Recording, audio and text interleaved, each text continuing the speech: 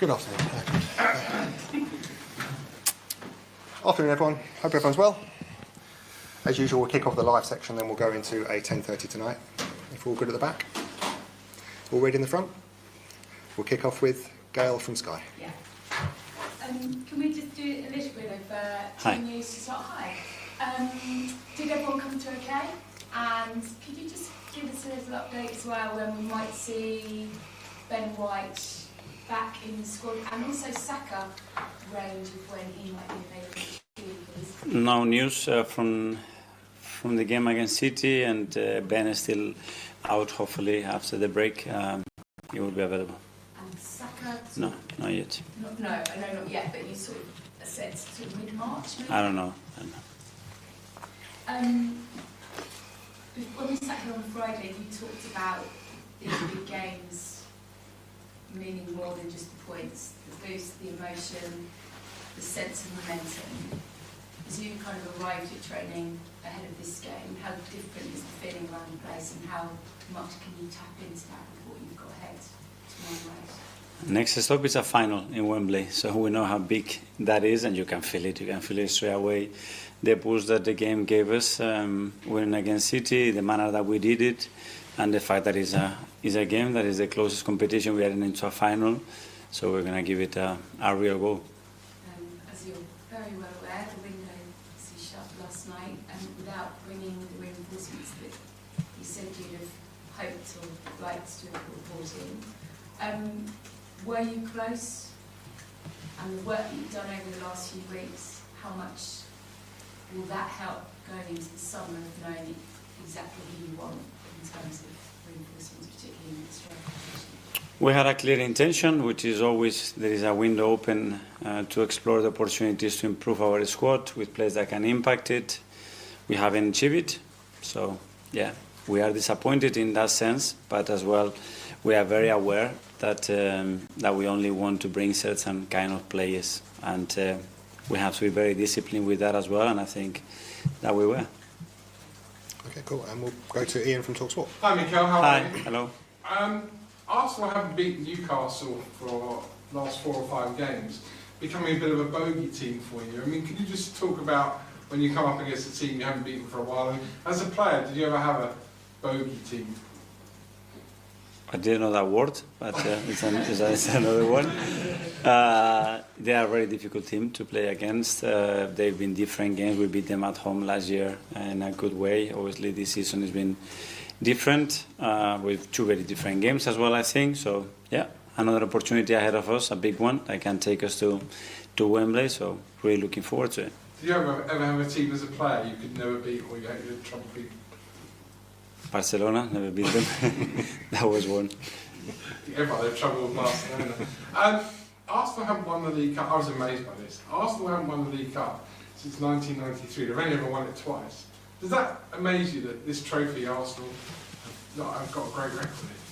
Yes, because with other cups, domestic cup, we have an unbelievable record. So, yeah, historically it's been difficult and tough. So, good opportunity again to make history. And idiots like me sat here in January telling you need a striker, but you scored 5 against City, you've won the last 4 games, scoring 11 goals in the process. So you must be confident that you can go to Newcastle and score the number of goals you need. Yeah, there are 2 separate things. One, obviously, I think we talk very openly from my side, a club perspective, about the intention to improve the squad if we have the capacity to do it, and then most importantly to keep improving the team, to keep improving the individuals within the team, because it's the ones that we have and we love, and that's it. And from now, there's no discussion about it, and we focus in the things that we have continued to do, even though the window was open. And last one for me: the players get nervous in the semi-final. Does the manager get nervous in the semi-final? I don't know if that's the word. Excited for sure, willing, hungry, enthusiastic, because we are very close to play a final, and hopefully we can achieve it tomorrow. Thank you. Harry from BBC. Yeah, there's been lots of talk about strikers, but obviously when you've got players contributing goals from all over the pitch, that really, really does help. Miles Lewis-Skelly was great at the weekend, not just in his goal, not just in the celebration, but overall. Could you just expand a little bit on how his rise has kind of gone down in the dressing room? Because William Saliba told us after the game that he's not surprised anyone by how well he's playing. Yeah, well, probably the players are the best to express how they feel about them. In this particular case with Miles, because they are sitting next to each other, they share the pitch, which is the most important thing. It's I always said, is how they feel about these young players when they come in. Do they trust them? Do you feel they feel that they are as strong or stronger with them? And that's the feeling that I get. That's why as well we give them the opportunity, because for me they are ready in our eyes, but in the team's feeling as well, they feel that really can be better with them. I guess it's a similar story for Ethan Nwaneri as well. As a manager, do you feel kind of personally responsible for their development and making sure that that pathway is there for them? And then does that come into your thinking when you do go into the transfer market? Very much, but with every player, regardless the age. Obviously, the age has a different component, especially when they are not even 18 years old, and we have other cases as well in the team when as parents, I imagine that they rely on us in educating them and in transmitting the right values to them, in looking after them, protect them emotionally especially and physically. And it's a lot of responsibility, but thankfully we share it with quite a lot of people, and I think they're in good hands. Tom for Blunder. Mikel. Hi. After the first leg, you said it was only half time, and there's been a big gap. It's been a very long half time since that last game, and a lot has happened since then as well, including this huge win at the weekend. Does a win of such size give those players extra confidence that you can turn around the deficit that you have to? Yeah, probably when you compare the emotional state of the team straight after the defeat and the manner that it happened and how we are today is very different. Because we come from very strong performances, some great wins, and especially the last one at home against Man City. So it builds momentum, and after that game as well, we have a break.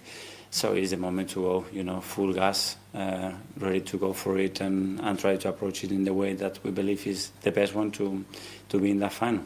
And after the game in City, I asked you whether you hoped Monday would be a good day, and obviously it maybe didn't go the way that we and you and fans were wanted. Have you been in any way frustrated that it wasn't able to go and bring in kind of the reinforcements that you were very vocal about this window of wanting? No, because when you try your best and you do things with the right process and you see the people that we all share the same intentions and wills, and after you don't achieve it, okay, for sure there are things to learn from it. There always are, but you have to move on,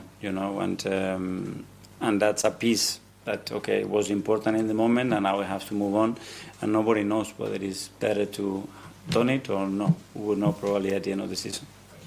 Simon, stand up. Mikel, you talk about being disciplined now in terms of the window.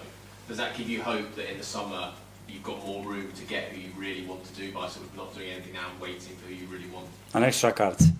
I don't know. What I mean about that is in everything, in the kind of profile, in the kind of play that we believe that can really make us much better financially. There is, in a lot of ways, a lot of things that we must stay in the lane that has taken us this far, and from there try to improve. And I remember you touched on it before. You spoke a bit about Ethan, sort of long term.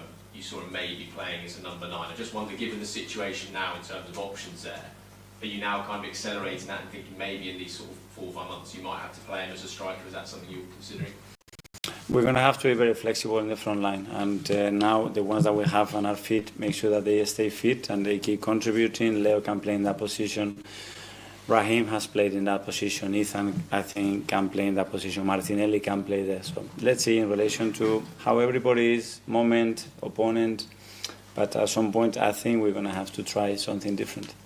Art Athletic. Hi, Mikel. Hi. You touched on the break that's coming up after the Newcastle game. I was just going to ask, is the Dubai trip something that's coming up? Can you confirm that? I think it's coming, yes. And obviously last year wasn't the first time you went there. You went a few years before as well. I was wondering, do you kind of keep it similar every time you go, or do you kind of change up how you, I guess, do all the non-football stuff to kind of keep people fresh? There is a lot of things that will be very similar. Location, where we are staying, where we trained, but then obviously we have to modify it. We're going to be in a different moment of the season, different numbers. Probably the team needs other stimulus, other things. So we are preparing a few things. Hopefully it will work like it has worked in the last few times. And just on Ethan, he's getting close to a record that was set by Mikel and Wayne Rooney for goals scored before 10 and 18. And I was just wondering, with records, are those things you kind of encourage your players about? Because I remember you talking about Saka and kind of legacy was a word you kind of mentioned in relation to him. So would that be something you kind of encourage going for records and stuff like that? No, I wasn't aware of that records. The only thing that I want with him is that he continues to do what he's doing, you know, and play with that freedom, with that tenacity when he's on the pitch, and with that confidence, because he's got the ability to make it happen. And whether he does that or not, it will be a matter of time. James, ESPN. Mikel, I know you've been asked a lot about the market already, but can you just break it down for us? Was it a case that the right player simply wasn't available? I wouldn't like to go into much detail. You know, we couldn't do it for certain reasons, and we have to accept it. That's it. Can you give me one of those reasons? What were those reasons? Was it money? Was it not the right fit? It was a combination of things.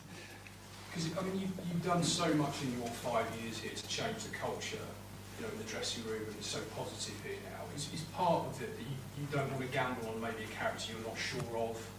Was part of that? You know, thinking that you want to make sure you wait for the right person. No, that wasn't part of the process. That wasn't an issue. I mean, with any player that we were trying to find. And just finally for me, I was watching an interview that you gave with Sky last week. You talked about the size of the squad being very short last summer. You said you had 19 outfield players, 3 of them were coming back from serious injury. You kind of knew then it was a bit of a risk. Given that, how much of a gamble is it, do you feel, not to add numbers in this window? You know, gamble is reality. I think we have to face the reality as well that we have. We have the players that we have. Some of them are on loan. We never had a squad of 35, 40, 45 players. So many other clubs, they have 45 players in their list. We don't have that size at the moment. It's our reality. We have to do so much in the last few years that where we are. So we're going to have to evolve there as well and have more players from the academy and the ones that are here to be fitter longer. That's a job that is permanent and it keeps evolving, and we need to be in our toes. Okay, finally, the live section, we'll go to Phil at the back from PA. Just sort of following on from that theme, you slightly worried at all you don't have enough numbers for, to compete for the Premier League and to compete in Europe? No, now I focus on the numbers that we have, how to maximize them, how to make the best out of them, and listen, with all the problems that we already had, we are in February, and I think it's remarkable what the team has done, so I have full faith in them. And obviously, Kai's had his critics, but now we all know that he's the main man going into the second half of the season. Do you think he'll thrive on that he's sort of your solo forward? Well, I think Kai has played so many games and it's been so important when other players, some big players as well, were available, you know. So it's not because a player is not coming in his position that's going to be more important. From my opinion, there's nothing to do with that. Okay, that finishes the live section. We'll now go